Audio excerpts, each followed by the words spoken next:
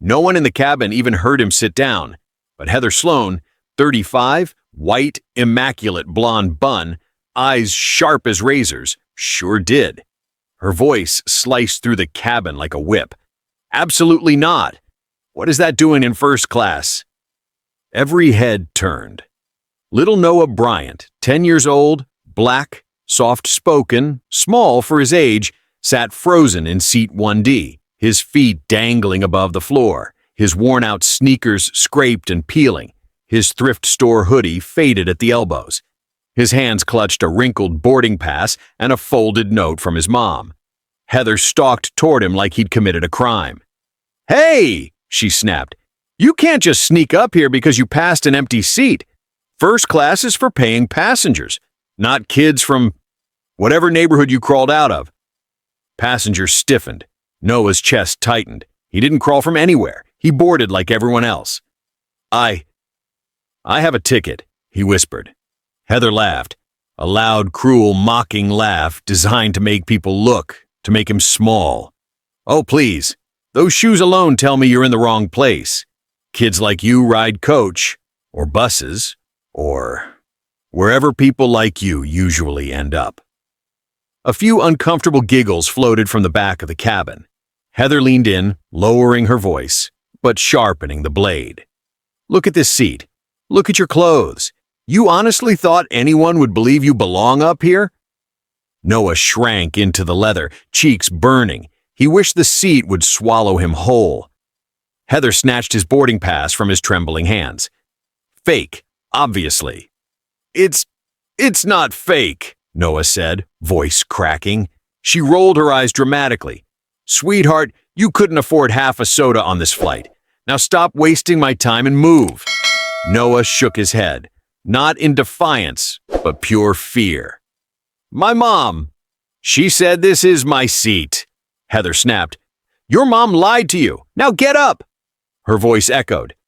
Passengers shifted uncomfortably. A few stared at their phones. Most looked away. Heather clapped loudly, humiliating him further.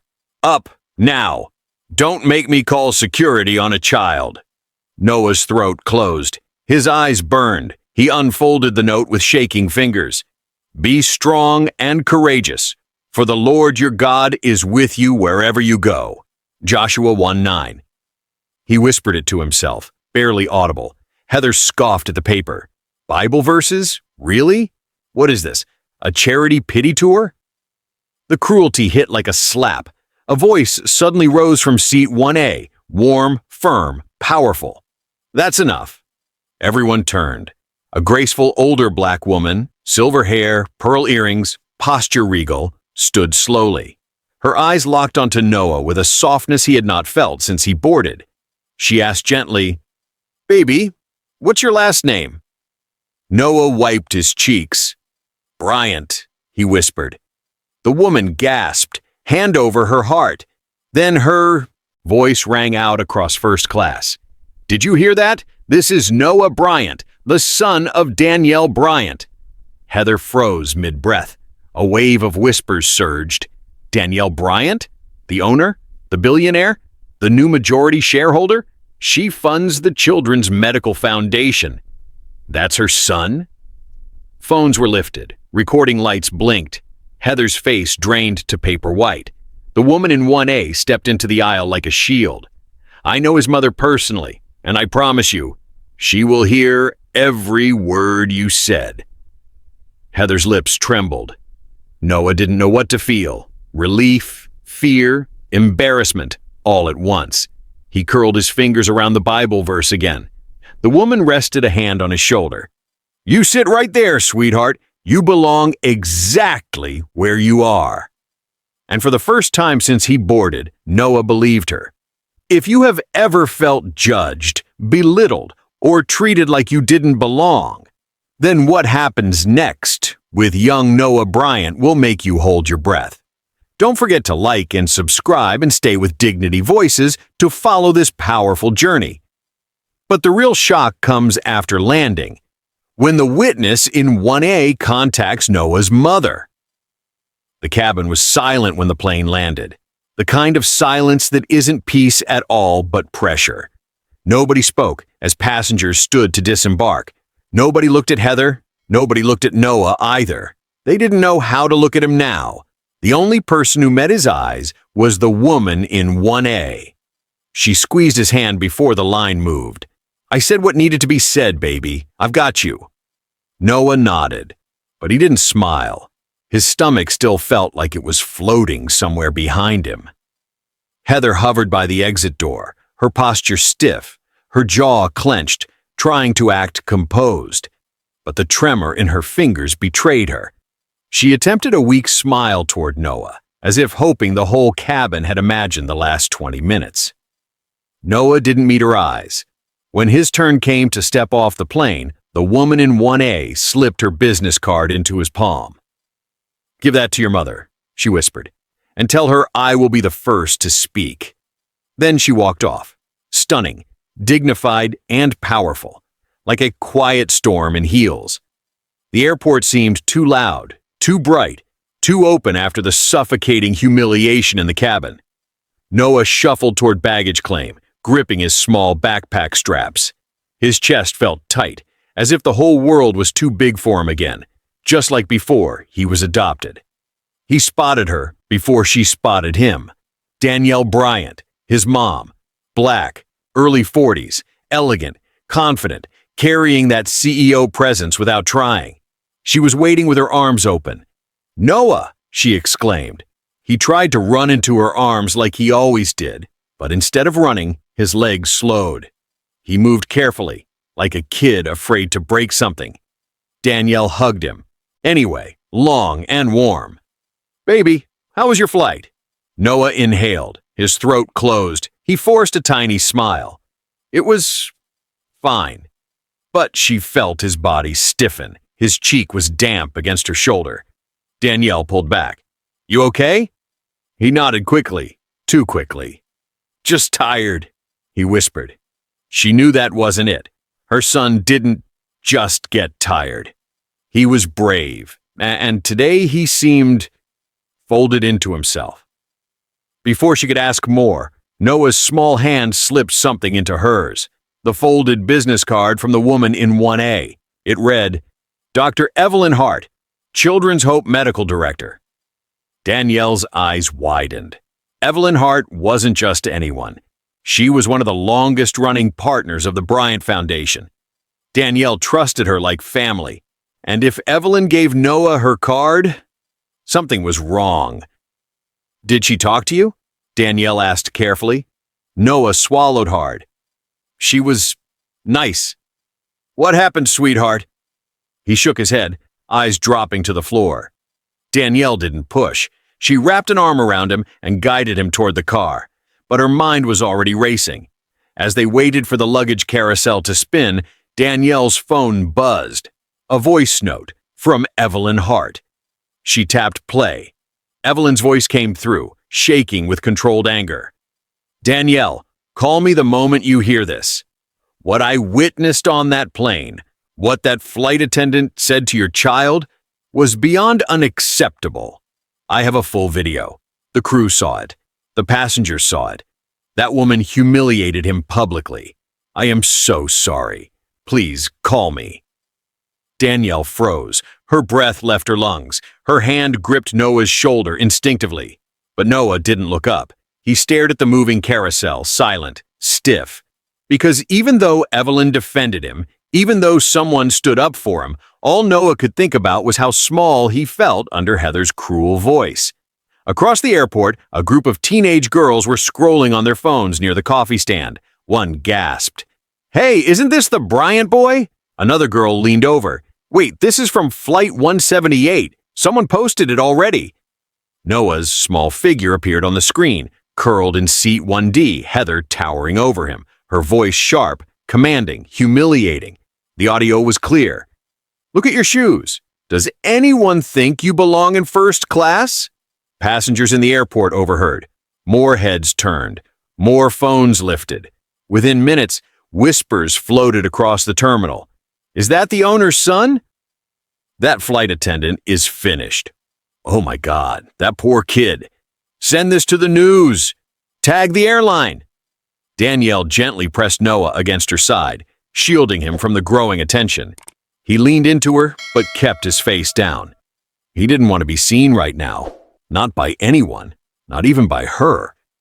In the car, silence filled the space between them. Noah stared out the window. Danielle watched him through the rear-view mirror, her heart pounding. Finally, she reached back and touched his knee. "Noah, sweetheart, did someone hurt you?" A tear slipped down his cheek before he could stop it. He wiped it away fast, embarrassed. "I don't want to talk about it," he whispered. Danielle's heart cracked. She didn't push, but she made a silent promise. Whoever hurt her son, whoever made him afraid to speak, would answer for it. Today, she would comfort him. Tomorrow, she would fight. Because she wasn't just a billionaire. She wasn't just the owner. She was his mother, and no one humiliates a mother's child without facing consequences. Night settled over the Bryant penthouse like a heavy blanket. Quiet, still, too clean compared to the chaos in Noah's heart. Danielle guided him inside gently, not asking questions, not crowding him. She removed his backpack. He clutched the straps again. She tried to unlace his worn-out sneakers. He pulled his feet away. He didn't want anything touched, especially not today. "Baby? You hungry?" she asked softly. Noah shook his head. "What about a movie?" Another shake. "Want to sit with me on the couch?" He hesitated, then whispered, "Can I go to my room?" Danielle paused. That pause said everything. He never asked to be alone, not since she adopted him, not since those first nights he cried into her chest because he didn't believe he deserved a family. "Of course," she whispered, though her voice cracked. He walked down the hallway slowly, shoulders slumped, every step heavier than the last. When his bedroom door clicked shut, Danielle finally let the tears she'd been holding burn the corners of her eyes. Something terrible had happened. She didn't know what it was yet, but she was going to find out. Her phone buzzed again. Another message, then another, then a flood. Group chats, board members, friends, strangers, all with the same thumbnail. Noah in seat 1D, small, frightened, wiping his cheeks as a uniformed woman towered over him. The pit of Danielle's stomach dropped. With trembling hands, she tapped the video. Heather's voice crackled through the speaker. "Kids like you sit in the back." Noah's whisper followed, barely audible. "My mom said I belong here." Heather barked, "Your mom lied to you." Danielle felt something in her chest tear open. Her lungs fought for air, her vision blurred. Then she heard it. The moment the woman in 1A stood up. "This is Noah Bryant, the son of Danielle Bryant." Gasps, phones out, Heather turning white, Noah curling into himself. Danielle pressed a hand to her mouth. Her whole body shook. Her baby, her little boy, humiliated in front of strangers, and he didn't even tell her. She shut off the phone with a trembling thumb. For a moment, she couldn't move. She forced herself to walk toward Noah's room. Her hand hovered over the doorknob. She knocked softly. "Noah? Baby?" Silence. She opened the door gently. He sat on the edge of his bed, backpack on his lap, hoodie still on, hands locked tightly around the straps. His eyes were red, his cheeks blotchy. He looked up when she entered, and immediately looked down again. Danielle walked over slowly and sat beside him. "Noah." Her voice broke. "Please talk to me." His little shoulders tensed, his chin wobbled. And then, like something inside him cracked, he whispered, "I didn't want you to be disappointed." Danielle's heart stopped. She turned fully toward him. "Disappointed? Baby, what? Why would I ever?" But Noah kept going, voice shaking. "She said I didn't belong, and I thought maybe she saw something about me that you'd see too if I told you." Danielle's breath caught. "Oh, sweetheart."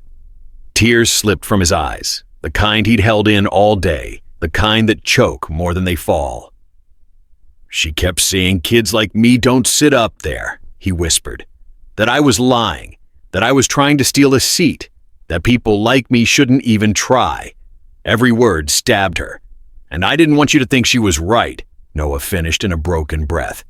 Danielle pulled him into her arms so fast and so tight that he gasped, not from pain, but surprise. You listen to me, she whispered fiercely, pressing her hand against the back of his head. There is nothing about you that is wrong, nothing about you that doesn't belong. You hear me? Nothing. Noah sobbed into her shirt. She whispered into his hair, and anyone who spoke to you like that is going to answer for it. He leaned back just enough to look up. But what if I get her in trouble? Danielle cupped his cheeks. If someone hurts you, baby, they got themselves in trouble. He blinked, unsure. She wiped his tears with her thumbs. Then she reached for the Bible on his nightstand, the one he kept close since the adoption. She opened to a verse she knew by heart, the one she clung to when people doubted her, judged her, dismissed her, underestimated her, just like Heather did to Noah. She read softly, "But as for you, be strong, do not give up, for your work will be rewarded." Second Chronicles 15:7. She brushed his curls back gently. This is what God says about endurance. Not running away, not shrinking, not hiding. Noah sniffed. Endurance means you keep going, even when people are mean. Yes, baby, she kissed his forehead. And you don't have to endure alone. He nodded slowly, wiping the last tears from his face. Danielle inhaled, steadying herself, though fury still trembled beneath her skin. Sweetheart, would you be willing to tell me what she said? When you're ready? Noah hesitated, then nodded. Just a little. So he told her. All of it. Every word, every laugh, every humiliation. He cried again. She held him again. When he finally finished, Danielle whispered, "Thank you for trusting me." Then she stood, fire burning under her skin. Now it's time I do what a mother does. What's that? Noah asked, rubbing his eyes. Danielle looked toward the city skyline, its lights blinking like warnings. Protect her child, she said, and make sure the whole world knows what was done to him. If you've ever had to reveal a pain you tried so hard to hide, then what happens next with Danielle Bryant will shake you. Don't forget to like and subscribe and stay with Dignity Voices as a mother transforms her heartbreak into justice. Because tonight, Danielle Bryant begins gathering evidence and uncovering a pattern darker than Noah ever knew. Danielle didn't sleep. She couldn't. The penthouse was quiet, the kind of quiet that presses against the walls when something inside a mother refuses to rest. Noah was finally asleep down the hall, exhausted not from travel, but from holding in pain until he broke. Danielle had stayed beside him until his breathing slowed, brushing his curls, whispering comfort into the pieces of his shattered confidence. Now she sat alone at the dining table, laptop open, phone face down, trying to control her breathing as Heather's voice replayed again and again in her mind. Kids like you sit in the back. My mom said I belong here. Your mom lied to you. The words hit her like stones each time. She replayed the video, not because she needed the details, she would never forget them, but because watching her son fold into himself felt like pouring gasoline on her determination. Her phone buzzed again. She turned it over. A message from Dr. Evelyn Hart, a video file, a note. Call me when you're ready. Danielle played it. This angle showed even more. The disbelief on passengers' faces, the tension in Noah's shoulders, the exact moment his eyes glistened as he tried so hard not to cry. Evelyn's voice in the background telling Heather to stop. Heather's frozen face when she heard Noah's last name. Danielle pressed a hand to her chest. It hurt. A physical ache, sharp and heavy. Her phone buzzed again. Another message, then another. The story was spreading through group chats, parent networks, the board, random strangers on social media who recognized Noah from public charity events. Danielle's fingers trembled as she scrolled. People were outraged. People were furious. People were asking questions. But one message hit different. Marcus Reed. Call me. It's important. Marcus wasn't someone who called unless it mattered. Danielle tapped the screen and pressed the phone to her ear. He didn't greet her with small talk. Mrs. Bryant, I saw the video. Danielle closed her eyes. I'm trying not to lose myself right now. You don't have to hold back with me. What she did is, it's unacceptable. And it's not the first time. Danielle's eyes snapped open. What do you mean? She has a history, Danielle. Her pulse quickened. Explain. I've been in operations for almost 20 years. Heather Sloan, she's got a pattern. She never uses language clear enough to get written up for racism, but anyone with sense knows what she's doing. She picks certain passengers as targets, anyone who looks out of place to her. A cold, slow anger rippled through Danielle's veins. How many complaints? More than HR will admit to. They bury them. Her supervisor protects her. Of course they did. The old guard always protected itself. Danielle stared at the paused frame of Noah's face, the way he tried not to look broken. I want everything, Marcus, she whispered. Every complaint, every message, every file they didn't think I'd ever see. Already working on it. And Danielle, be careful. The moment they realize you're coming for her, they'll circle the wagons. Danielle's voice turned to steel. Let them. I'm not hiding. She hung up and immediately dialed someone else. Amira Collins, young, sharp, fearless, the compliance lawyer Danielle trusted to cut through corporate rot. She picked up instantly. Mrs. Bryant? You've seen it? Yes, I'm ready. Tell me what you need. I need every record tied to Heather Sloan. No summaries, no edited files, raw data, complaints, crew reports, anything HR tried to hide. Downloading her personnel file now. And Amira? Yes? Do not let HR sanitize anything. A soft, fierce smile echoed in Amira's voice. Oh, they won't get the chance. Danielle ended the call and leaned back, closing her eyes, trying to breathe. She could feel the fury trembling beneath her skin, fighting to break free. But she wouldn't let it take her over. Not yet. She needed precision. She needed clarity. She needed Noah to sleep through the night without hearing a single crack in her voice. Her laptop chimed. A new folder appeared. Large, heavy, label, Sloan, internal. Danielle opened it. What she saw made her blood run cold. 14 formal complaints from passengers, 6 internal reports citing hostile attitude toward certain passengers, screenshots of private crew chats with Heather writing things like, first class is turning into a zoo. If they look poor, they don't belong here. Backpacks in row 1, unbelievable. Then a voice memo from a former flight attendant describing how Heather belittled young black boys who boarded alone, calling them wannabes trying to play rich. Danielle pressed a hand to her forehead. This wasn't a single terrible moment. This was a pattern, an ugly, deliberate one. Her phone buzzed again. Marcus. Danielle, you need to hear this.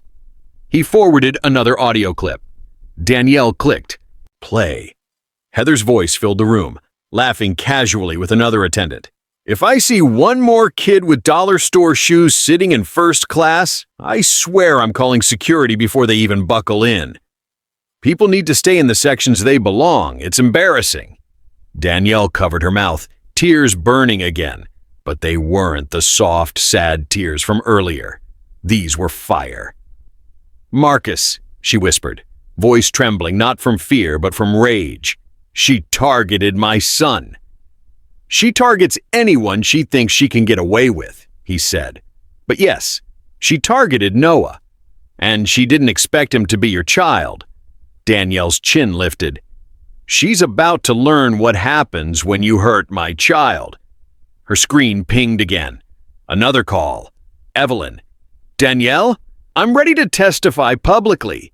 Anything you need. Just tell me where to be. Danielle's eyes filled. but this time with gratitude, not grief. "Thank you," she whispered. "Truly." "You're not alone in this," Evelyn said. "People need to see change, and they trust you to lead it." Danielle looked down the hallway toward Noah's door. He had curled into bed tonight with quiet exhaustion, a child who had spent his courage just trying to exist in a space he had every right to occupy. But tomorrow, Danielle would rebuild that courage for him. She opened a blank document and stared at the cursor. She typed the first line. "My son will not be another silent victim." The next. "Heather Sloan will never humiliate another child again." And then, "This is no longer a complaint. This is a reckoning." The sun was beginning to rise, painting gold across the city skyline. Danielle closed the laptop, the decision carved clearly into her heart. She touched the frame of Noah's door softly. "For you, baby," she whispered. "For every kid who was ever told they didn't belong." Then she walked away, carrying the weight of every mother who ever chose to fight when her child couldn't. The battle had begun. Morning light spread across the penthouse like a gentle wake-up call that neither Danielle nor Noah felt ready to answer. The world outside was already moving, cars humming, people heading to work, flights boarding. But inside these walls, life felt suspended between what happened yesterday and the storm coming today. Noah sat curled on the corner of the sofa, knees hugged to his chest, hoodie sleeves pulled over his hands. He wore the same clothes from the flight. Danielle didn't push him to change. She could tell he needed to stay wrapped in something familiar, even if it held yesterday's pain. She moved quietly, preparing breakfast he wouldn't eat, checking her phone only when he wasn't looking, because every buzz, every notification, every headline made her heart tighten with equal parts fury and dread. Noah stared at the blank television screen, mind somewhere far away. He hadn't spoken since waking except for a soft morning that sounded more like an apology. Danielle watched him from the kitchen doorway. A child should never look that small, not in his own home, not in his mother's presence, not after everything she promised to protect him from. She took a deep breath, forcing calm into her voice. "Noah, sweetheart," she called gently. "Can you come here for a moment?" He slowly uncurled and slid off the couch, dragging his feet across the floor until he reached her side. His eyes were still puffy from last night's tears. She crouched to meet his gaze. "We're going to get through this," she whispered. "Together. Nothing you tell me will ever make me love you less. Nothing anyone says about you will ever change who you are." But before he could answer, her phone buzzed sharply. A message from Amira, another from Marcus, 3 more from reporters, 10 from strangers on social media, and 1 marked urgent. Danielle opened it. Her stomach dropped. A gossip blog post. Headline, "Owner's son melts down on flight. Sources say he was disruptive and entitled." A shaky breath left her chest. She clicked the article. The first line punched her straight in the heart. Staff claim the child demanded special treatment and refused to leave first class when asked. He threw a tantrum, causing delays and distress. Her throat tightened. They weren't just twisting the truth. They were stabbing it. And the worst part, Noah saw the screen over her shoulder. His eyes widened with fear. "Mom, what is that?" Danielle tried to block the screen, but it was too late. He had already seen enough. A video clip, edited, manipulated, showed Heather speaking calmly while Noah looked nervous and upset. The audio was muted in parts, making it seem like Noah was the problem. A quote beneath it read, "Sources say the child's behavior was inappropriate for first class. Crew handled it professionally." Danielle felt heat rise behind her eyes. This wasn't just a lie. This was a calculated attack, and they were aiming it at her child. Noah backed away, shoulders curling inward like he expected to be scolded. "I didn't do that," he whispered, voice cracking. I didn't demand anything. I just sat down. I promise." "Oh, baby," Danielle breathed, pulling him into her arms. I know you didn't do anything wrong." "But why are they saying I did?" he asked through trembling lips. "Because they're trying to save themselves. Because predators always rewrite the story to protect their image. Because admitting they bullied a child is easier than accusing the child of misbehaving." But Danielle didn't say any of that out loud. She didn't want him to absorb the ugliness of the world before he had to. She held his face gently. "Sweetheart, when someone knows they're wrong, they try to throw the blame anywhere they can. But the truth always comes out." "Are you sure?" he whispered. "Yes, I'm sure." But Noah didn't look convinced. He looked scared, small, ashamed, as if he believed the world more than he believed himself. The notifications kept buzzing. Another headline, another false quote, a fake insider report. Danielle's phone vibrated so hard it nearly fell from her hand. Noah flinched at the sound. "Mom, I don't want this," he whispered. "I don't want people talking about me. I don't want people thinking I'm bad." His voice broke on the last word. Danielle felt something inside her snap. "Noah," she said, grabbing his hands. "Look at me." He looked up, eyes glossy. "I want to tell you something, and I want you to hold it in your heart, okay?" He nodded slowly. She walked over to the bookshelf and pulled down the family Bible, the one he kept close but didn't always understand. She rested her hand on the worn cover and opened it to a verse she used to carry in her wallet long before she became a CEO. She read it aloud, voice soft but unwavering. "We are pressed on every side by troubles, but we are not crushed, perplexed, but not driven to despair, persecuted, but not abandoned, struck down, but not destroyed." 2 Corinthians 4:8-9. Noah listened, breathing more slowly now. "This verse," she said gently, "is about endurance. It means that people might try to knock you down, but they can't break who you are. They can try to twist your story, but they can't change the truth." He swallowed hard. "So, I can still be okay?" "You already are okay," she said fiercely. "You are still standing. You are still loved. And you are still my son. No lie in the world can touch that." He leaned into her chest, letting her words wash over him. But the world wasn't done with him yet. Danielle's phone buzzed again, this time with a message from Marcus. She opened it, a screenshot of a private crew chat. Heather's profile photo beside a text. "If the owner's kid thinks he can ruin my career, he's wrong. I'm leaking everything. We're not going down over some scared foster stray." Danielle's heart stopped. Not because of the word foster, not because it was cruel, disgusting, heartless, but because Noah saw it as the message flashed across her screen. His breath hitched, his face crumpled. "I'm not a stray," he whispered, tears steaming down.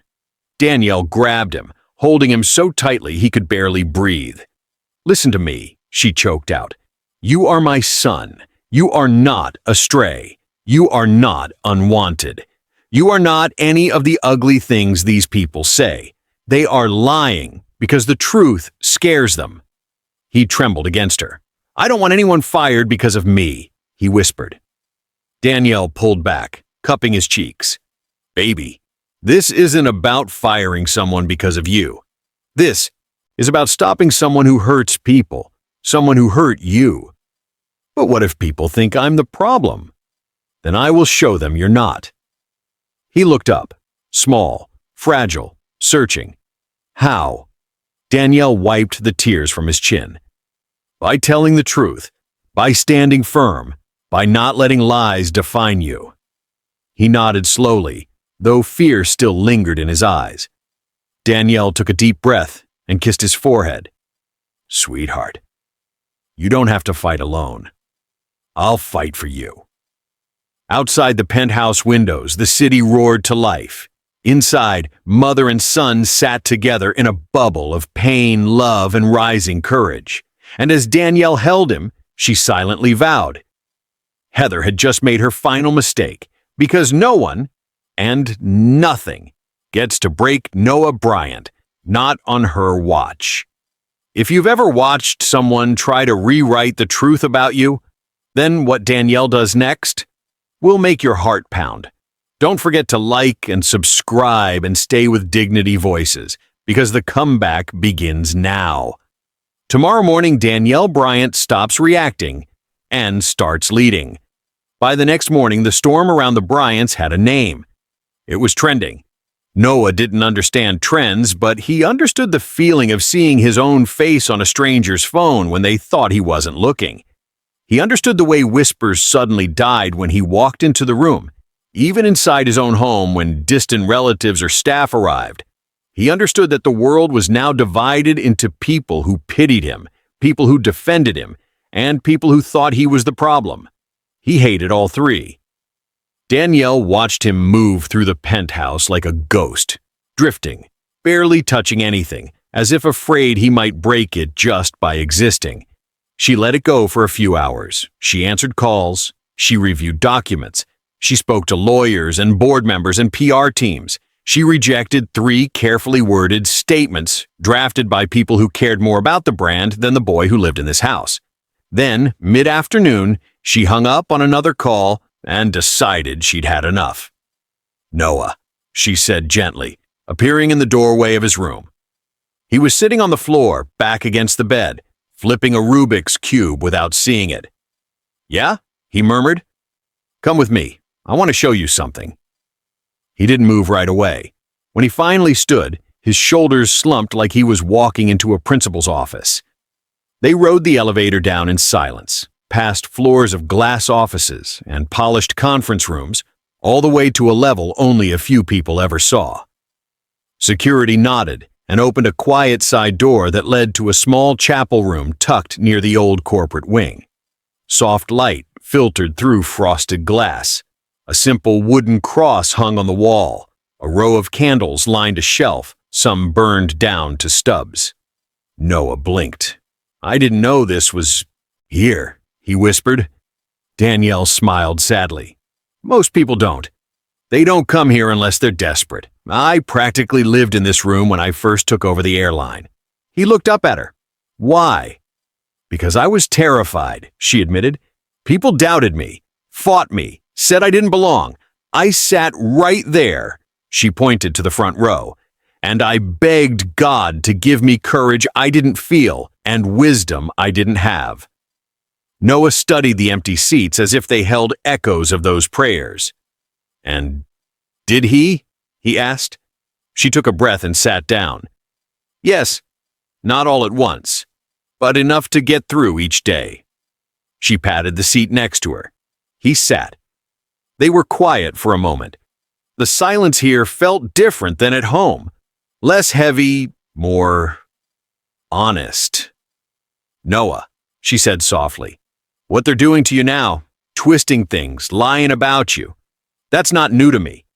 They've always done that to people they're afraid of." He frowned. "But I'm just a kid." "Yes," she said, "and you scared them without even trying." "Why? I didn't do anything." "Exactly." She turned to face him fully. "You did nothing wrong. You sat in a seat that belonged to you, and just by sitting there, you exposed what was inside them. People like Heather can't stand to see someone they decided doesn't belong sit where they think you shouldn't. Your existence is what they hate, not your behavior." He stared at his hands. "So, they'll always hate me?"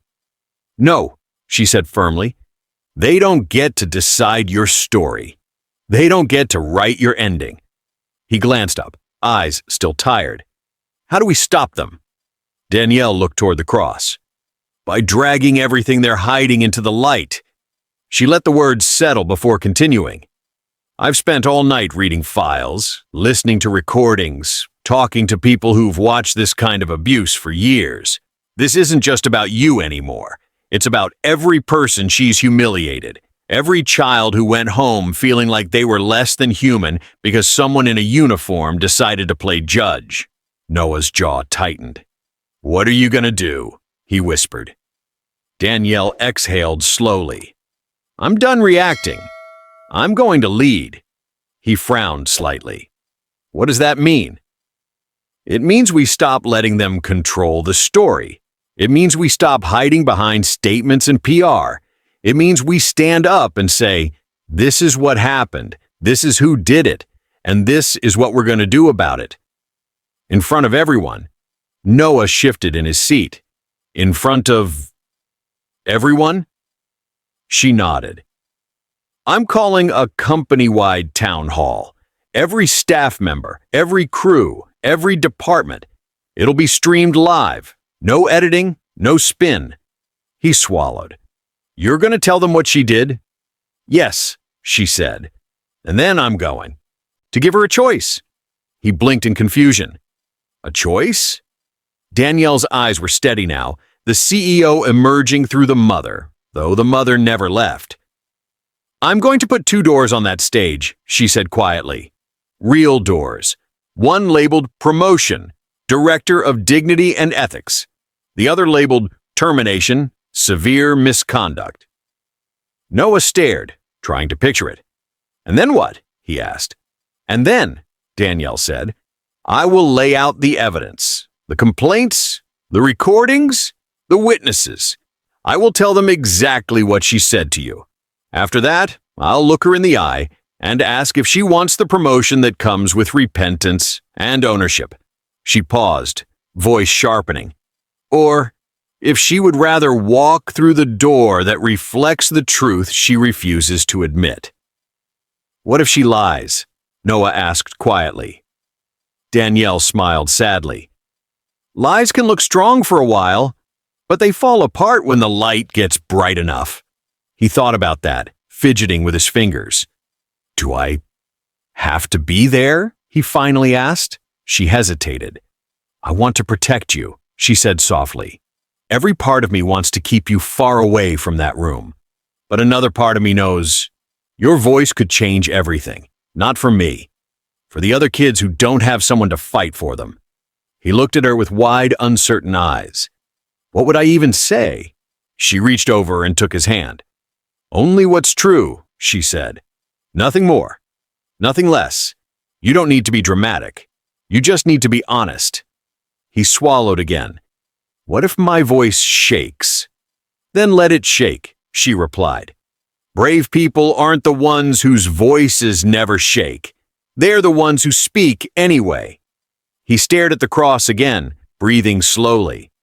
"Will God be with me if I go up there?" "Yes," she whispered. "He's been with you the whole time, on that plane, in your room, right now." A long silence followed. Finally, Noah gave a small nod. "I'll do it," he said, almost surprising himself. "I don't want them to do this to anyone else." A deep wave of pride surged through Danielle. She squeezed his hand. "Okay," she said. "Then I'll make every call I need to make, and we'll do this together."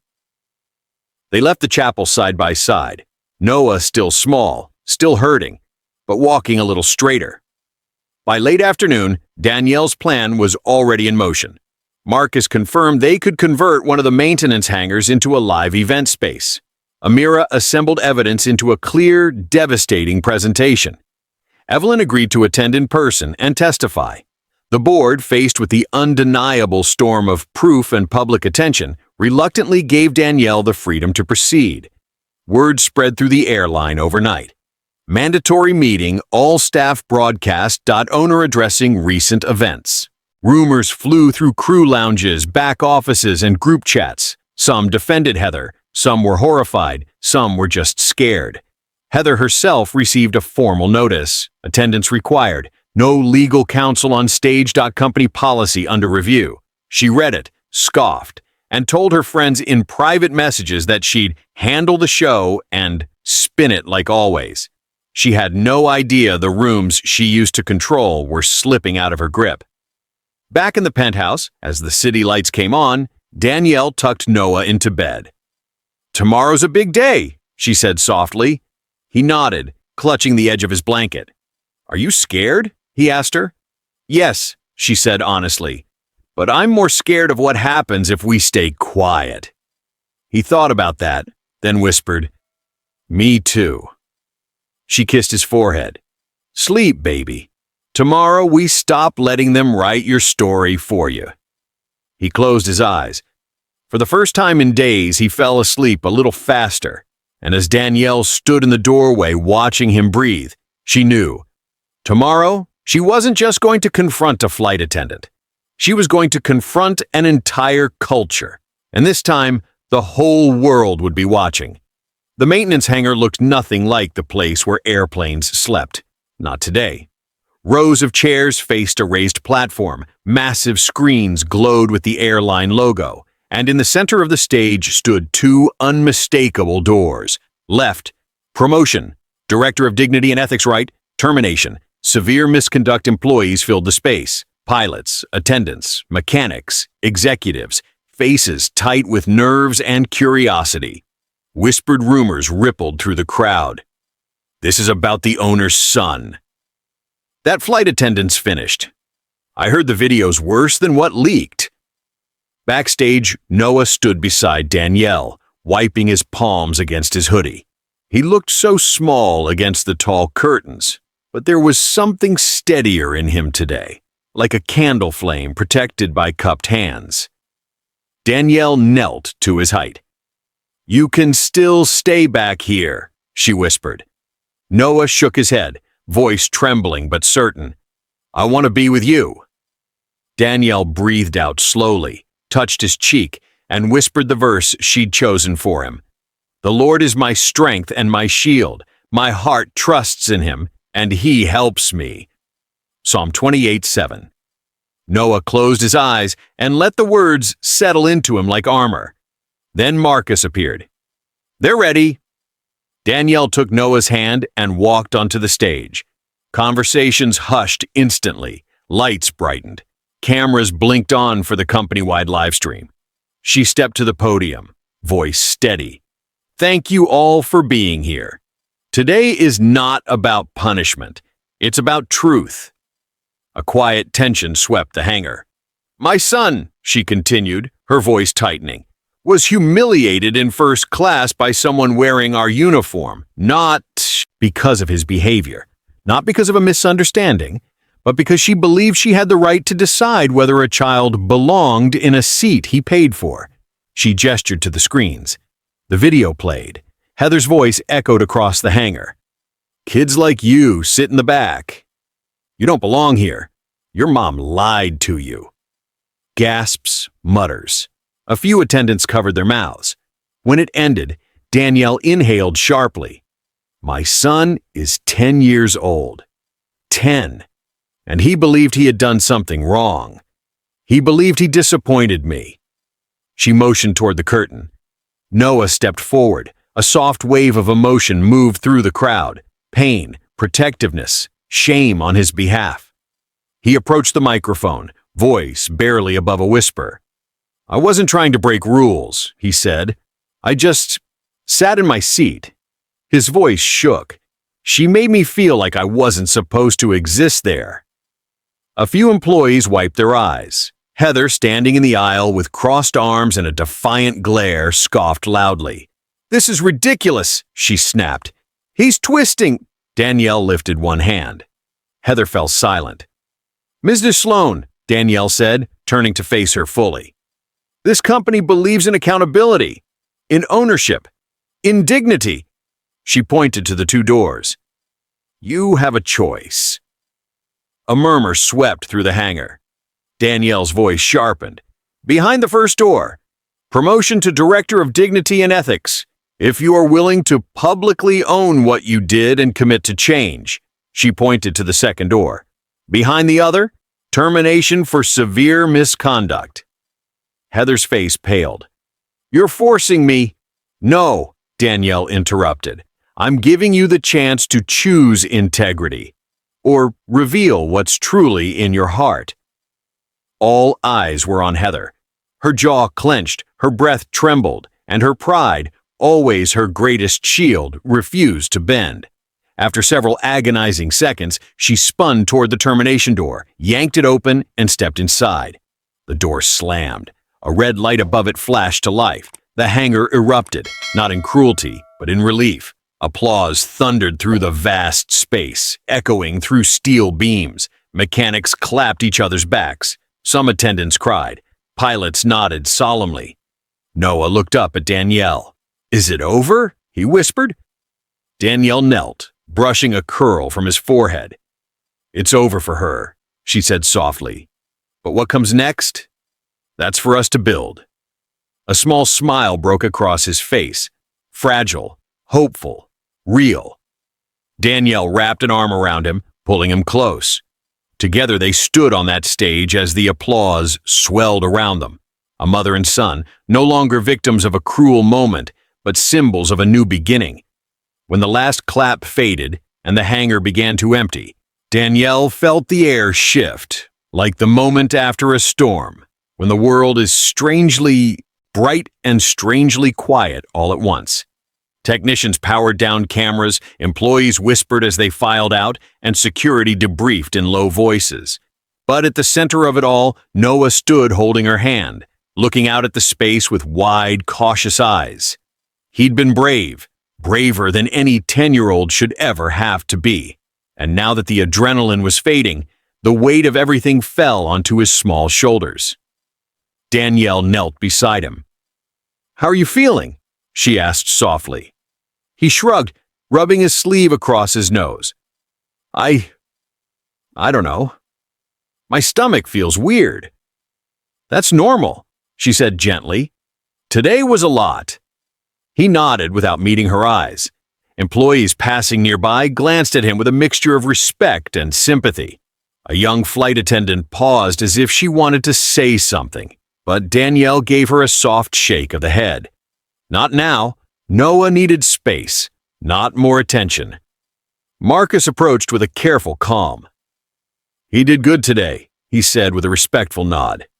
Noah managed a tiny smile. Danielle stood, keeping her hand on her son's shoulder. "Thank you, Marcus. For everything." "Anything for you," he replied.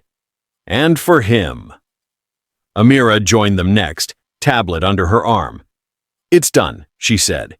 "Heather's badge has been deactivated. HR is required to review every past complaint she buried, and your reforms, every line you wrote, are already being implemented." Danielle nodded, but her eyes were on Noah. "Good," she murmured, "but this wasn't just about correcting policy." Amira softened. "I know." They all knew. Danielle took Noah toward the back of the hangar, away from the leftover crowd. A small maintenance vehicle hummed by. A worker on a cherry picker adjusted a light. Everything was slowing back to normal. But Noah wasn't. He kept looking down, as if afraid the ground might disappear beneath him. "Talk to me," Danielle whispered as they stepped outside into the afternoon sun. "Whatever you're thinking, I want to hear it." He hesitated long enough for her heart to ache. Then, "Mom, was it my fault?" Her breath caught. "No," she said immediately, kneeling so her eyes met his. "None of this was your fault. But if I hadn't sat there—" "You sat in your assigned seat," she said firmly. "You followed the rules. You did everything right." "But she was so sure," he whispered. "She said, 'People like me don't belong there.'" Danielle's chest tightened. She took both his hands. "Noah Bryant," she said softly. "Listen to me. You belong anywhere God puts you, not where cruel people think you should be." He swallowed hard, chin trembling again. "Then why do I still feel small?" Danielle pulled him into her arms, holding him so tightly that her heart beat against his cheek. "Because healing doesn't happen in one day," she murmured. "Because wounds leave echoes. But those echoes fade when truth gets louder." Noah held on to her, hands gripping her jacket. "Will they forget me?" he asked quietly. "No," she said, pulling back to look him in the eyes. "Not because of what happened, but because of what you did today. What did I do? You told the truth even when your voice shook. You stood in front of hundreds of adults and spoke from your heart. You reminded them what dignity looks like. She wiped a tear sliding down his cheek. And you reminded your mother what strength looks like. He glanced toward the hangar doors, unsure. Do you think she's angry? The lady who walked through the door? Danielle sighed, brushing his curls back. She's angry at herself, she said, but she doesn't know it yet. Noah nodded slowly, then leaned into her again. For a moment, they simply stood there, mother and son, the sun warming their backs, the world beyond the runway stretching out wide and open, full of possibilities. Danielle exhaled. It's time to go home, baby. Okay. But as they walked away, Noah turned back once, just once, to look at the two doors through the hangar window. And in that quiet glance, he wasn't the scared little boy from row 1 anymore. He was someone rising. Back home, as city lights shimmered against the glass, Danielle tucked Noah into bed. This time, he didn't curl into a ball. He lay on his side, breathing slowly, quietly, the way children do when they're relearning what safety feels like. Mom, he whispered. Yes, baby. Did God see me up there? Danielle smiled softly and brushed his cheek. Yes, he saw you, and he was proud. She opened his Bible and read one final verse. The light shines in the darkness, and the darkness has not overcome it. John 1:5. That's you, she whispered. You were the light in that hangar today. He smiled, small but real, and drifted to sleep. As Danielle closed his door, she knew this wasn't the end of the story. It was the beginning of a new standard, one her son helped create. If this story touched you, if you believe every child deserves dignity and safety, no matter where they sit or where they come from, don't forget to like, subscribe, and stay with Dignity Voices for more stories of justice, faith, and strength. Sometimes the world tries to decide where you belong. Sometimes people judge you before you speak a word, but God sees you fully, and He places you exactly where you are meant to be. No uniform, no title, no seat assignment can ever override God's purpose for your life. And as Noah learned, your worth isn't measured by where you sit, but by who sits with you.